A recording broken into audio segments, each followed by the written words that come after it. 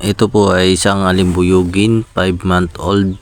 Bale, ito po ay natanggalan na natin ng palong dahil nahapay na nakatakip na sa kanyang mata. Kaya ang ginawa ko, pinungusan ko na, tapos isang pugos na lang kasi mahilig ako sa clean clean na pagkapungos, tanggal lahat ba.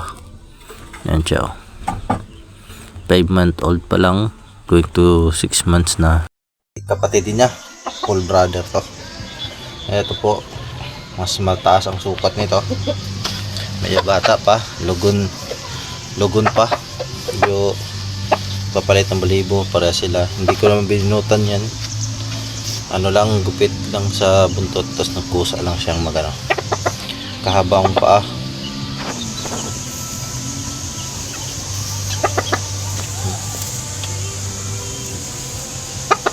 So,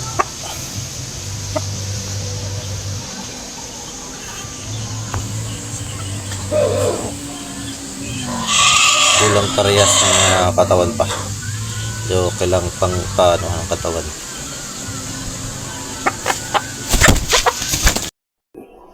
Ito naman yung pangatlong kapatid nila, alimbuyugin. Parehas mga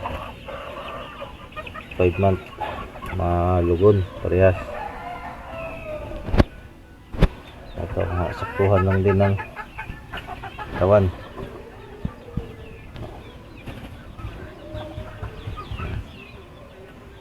Mga ano pa, patabain. Pero ang mata nito ay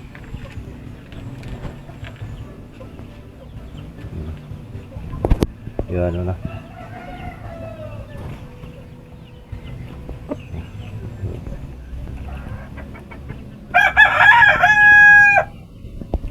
ng isa pala, pang-apat na magkapatid kasi to. Itong na ibang kulay, nag-throwback kanawain siya, baka nasa lisihan siguro, kaya iba ang resulta. Pero ang ganda to.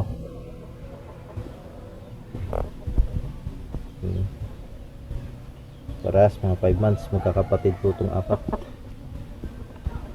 Yan o.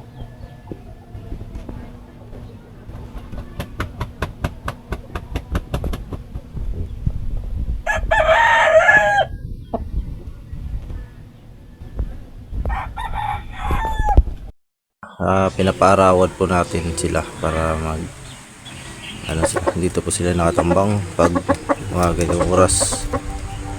Sila medyo may basura kayo nakikita. Iyan po, ito ba, medyo di pagaling pa nga lang ang pungos natin, hindi pa masyadong totaling galing. Kaya at ito naman yung ano niya, kapatid. Alin din siya, tapos mayroon tayong mga gala dyan kasi ito amin open naman, kaya ano lang siya. So patanggal, yung ganda ng size nito, lagun pa nga lang, hindi pa masyadong nakakatubo. Kaya masiguro mga kunting ano pa